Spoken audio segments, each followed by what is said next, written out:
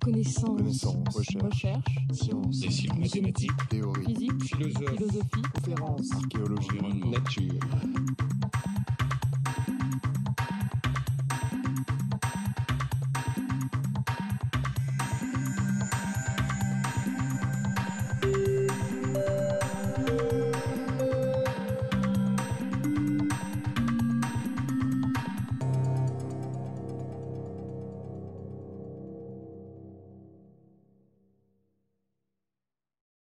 Bon, eh bien, merci à tous les deux pour ces exposés passionnants.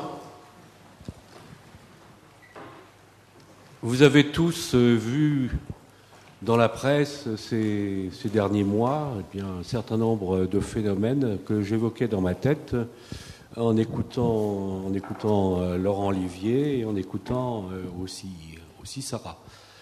Bon, à savoir que ce renouveau historiographique qui se produit en France, qui s'est produit grâce aux nouvelles générations effectivement en Allemagne, eh bien, malheureusement, on peut trouver dans des pays d'Europe centrale ou d'Europe de l'Est ou dans les Balkans, à l'heure actuelle, des signes qui ne sont guère encourageants. Des mêmes méthodes qu'il a fallu 40-50 ans pour combattre. C'est bien votre avis? Je pense qu'il faut être très clair. Utiliser le passé pour exclure l'autre, ce n'est pas le travail des archéologues, ce n'est pas l'archéologie. Ces gens-là ne sont pas des archéologues. Donc on ne les invite pas, on ne parle pas avec eux, et on les laisse, on fait avec eux ce qu'on aurait dû faire avec les archéologues du Troisième Reich. Et c'est en Allemagne. Oui, c'est néanmoins plus facile à dire que faire. Vous êtes bien d'accord aussi. Alors, le paradoxe est effectivement un régime aussi puissant que le Troisième Reich, à la fois a été à la base d'un développement hallucinant de l'archéologie. Vous avez fait allusion aux moyens, vous avez fait allusion aux sites, vous avez fait allusion à tous ces ouvriers, etc., à la main-d'œuvre, aux étudiants, aux chairs. Bon, je rappelle qu'en France, pour arriver à obtenir une loi, il a fallu attendre 2001. Ça fait quand même 50 ans de plus. Il y a la première de 1941. Pas loin. Oui, mais la première de 1941, elle ne mettait pas en place, plus 41, c'est aussi bien marqué avec Jérôme Carcopino et puis le régime de Vichy. Mais elle ne mettait pas en place des moyens, elle mettait en place une petite réglementation qui ne permettait pas de faire ces énormes opérations à la fois de type documentaire, parce que ça aussi c'est extrêmement important, et de type recherche sur le terrain, recherche de laboratoire, qui avait vu le jour en Allemagne, et qui a fait que l'archéologie allemande a été considérée comme, pendant toute ma jeunesse, le must, c'était de faire comme l'archéologie allemande, c'était d'aller en Allemagne. Et c'était effectivement de voir des gens comme Kimmig ou comme Den. Moi, j'ai appris seulement récemment quel était leur passé. Je n'avais jamais imaginé que Kimmig était SS. Bon, voilà. Donc, c'est vrai qu'on est dans des positions qui ne sont pas faciles, d'autant qu'elles se reproduisent. On les voit à l'heure actuelle se reproduire, et ça va vraisemblablement amener les mêmes dégâts. Et c'est bien gentil de dire on peut pas parler. Non, c'est dans un milieu international, on est bien obligé de parler. Même si on n'invite pas, si on est dans un colloque et que tel collègue russe, et je pense à un nom précis, vient nous faire des discours qu'on aurait pu entendre en 1940, qu'est-ce qu'on fait? Et il n'y a pas que. Pensez aux pays aussi du Moyen-Orient. Pensez même à des pays asiatiques par rapport à la colonisation chinoise ou à bien d'autres, ou à la Chine elle-même, qui s'appuie après tout sur des phénomènes un petit peu analogues. Mais, oui. D'accord, mais l'histoire doit nous apprendre des choses aussi quand même. On n'est pas dans la même situation aujourd'hui en 2009 qu'on était dans les années 30 ou dans les années 40 par rapport à ce type d'archéologie. Il s'est passé quelque chose, et ce qui s'est passé, je pense, ça engage fondamentalement la notion d'histoire. Parce qu'en fait, si le projet qui était celui du projet de l'Allemagne nazie avait réussi, eh bien, c'était possible d'éradiquer une certaine forme d'histoire pour la remplacer par une autre, complètement, en éradiquant toutes les possibilités de contradiction. C'est techniquement faisable. Mais c'est ce qui se fait dans certains pays à l'heure actuelle. On a bien vu dans Le Monde de la semaine dernière la manière dont sont fabriqués les manuels d'histoire dans tel ou tel pays. Dans Courrier International, c'est horriblement courant. Bon, donc la réflexion historiographique, non seulement est importante pour notre discipline, mais je crois que c'est aussi quelque chose de très important par ses vertus citoyennes. Moi, je ne me rappelais plus du tout le texte de Brodel qu'a cité Sarah, qui est un texte relativement récent. L'identité de la France, à combien 1986. Ah oui, plus que ça. Mais c'est son texte testament. Ouais. Oui, c'est son texte testament. Oui. Or là, on retrouve exactement les idées du 19e, hein, et même antérieures, à savoir qu'est-ce que c'est qu'un pays. C'est des frontières, c'est un passé qui s'ancre dans le sol au plus lointain possible. Ce sont des ancêtres. Les Français commencent à être les Gaulois, bon, la France à la Gaule avant elle, et si possible, ce sont des héros. Et nous, on a eu Vercingétorix, comme d'autres ont Arminius, etc. Lorsque vous regardez un certain nombre de publications, et de publications qui sont des publications de vulgarisation, on voit qu'on a guère bougé. Moi, je suis toujours absolument éperdu de tristesse en voyant que les messages que toute une génération aura cherché à faire passer ne passent pas. Ne passent pas. On a beau y faire à plusieurs, jeunes ou moins jeunes. À l'heure actuelle, les vieux clichés sur les Gaulois ou sur les Celtes subsistent. Les Celtes sont plus chics parce qu'ils ont de beaux objets, alors que les Gaulois, ils se bourrent, hein, c'est à peu près ça. Vraiment, des images absolument incroyables. Et les manuels scolaires, lorsque Le Monde, au mois de juillet, essaye de faire 8 jours sur les Gaulois, vous avez des gens qui le lisent, qui disent « Ah, c'est absolument passionnant, tout ce que vous trouvez, etc. » Mais 15 jours après, ils l'auront complètement oublié. Tant la force des schémas est grande, et puis tant aussi, la réussite d'Astérix compte énormément, tant mieux. Astérix, c'est marrant, du moins ça l'a été à l'époque de Goscinny. Mais bon, c'est ce qui est le plus terrible, c'est l'impression parfois de se battre un petit peu contre des moulins. Oui, mais je pense que ce qui est important, c'est ce que ces schémas supportent, ce qu'ils accréditent comme idée. Ça accrédite l'idée que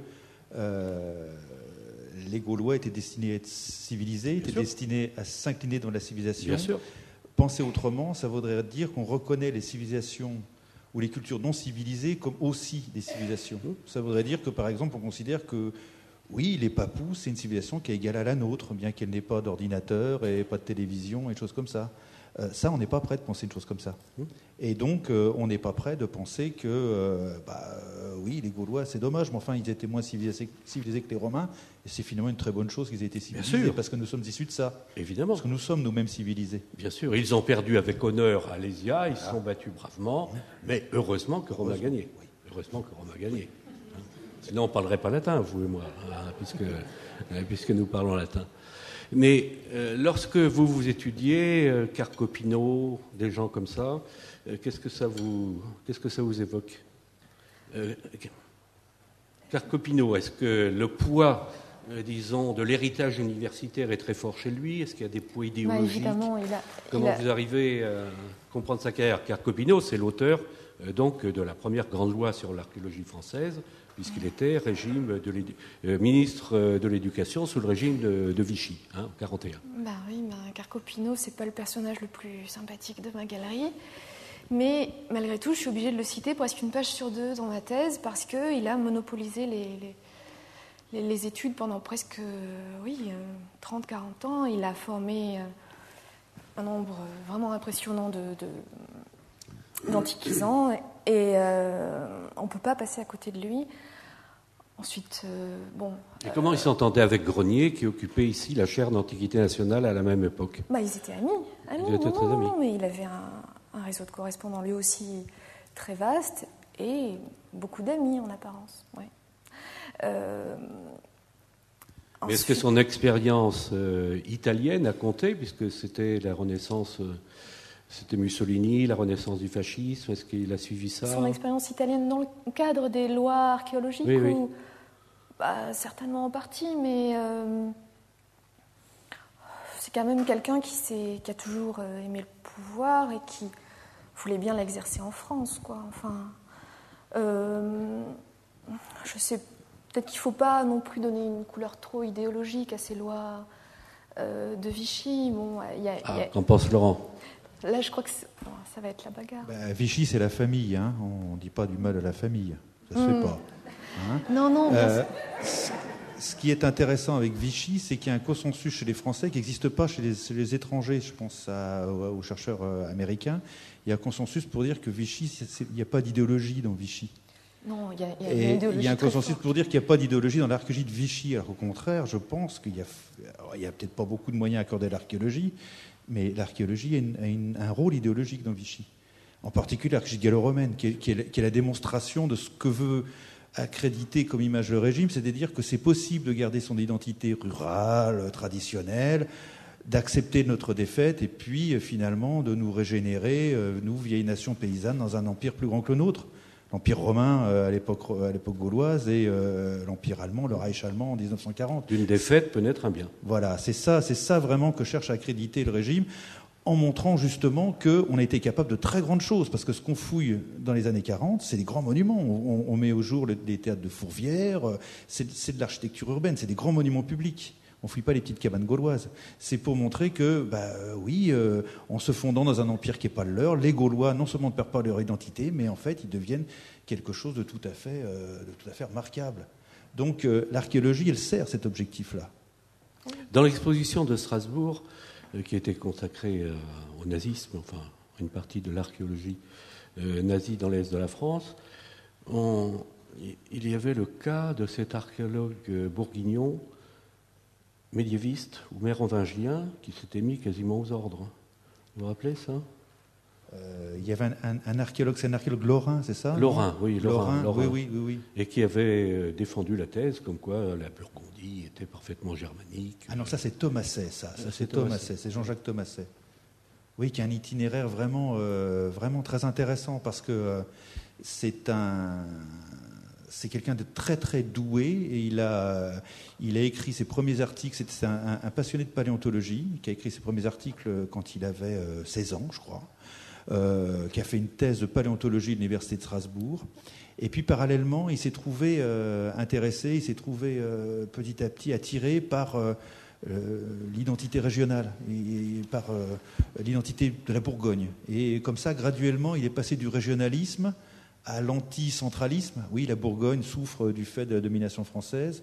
Et puis ensuite à la revendication ethnique. Oui, nous les Burgondes, nous ne sommes pas des Français, nous sommes des Germains.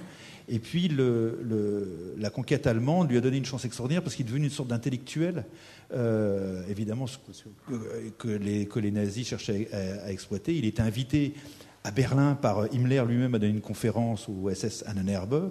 Et petit à petit, il est tombé dans l'adhésion totale au régime.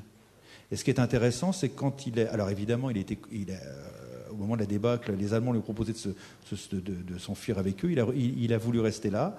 Il a été évidemment condamné. Et les Français ne connaissaient pas tout ce passé-là. Il avait vu crier « Vive Hitler » à sa fenêtre, ou embrasser un nazi qui était son ami.